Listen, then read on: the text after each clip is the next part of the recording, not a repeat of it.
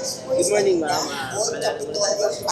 Magandang araw, iNews Pasig. Maraming salamat for joining us here sa ating 15th year anniversary ng Magnus Eventos Job Fair. Ito po yung nagaganap ngayong umaga and ginagawa. Yes, maraming salamat. Ito po ay ang 15th year ng Magnus Eventos Job Fair at nakakatuwa po dahil for 15 years ako po ang official endorser ng Magnus. Hindi naman iba sa lahat. Ako po ay ang kapatid ng may-ari ng Magnus Eventos, ang aking sister na si Christine. Kaya ako talaga ang official endorser niya since 2010. Kaya nakakatuwa na yung 15th year ay ginawa dito sa ating lungsod.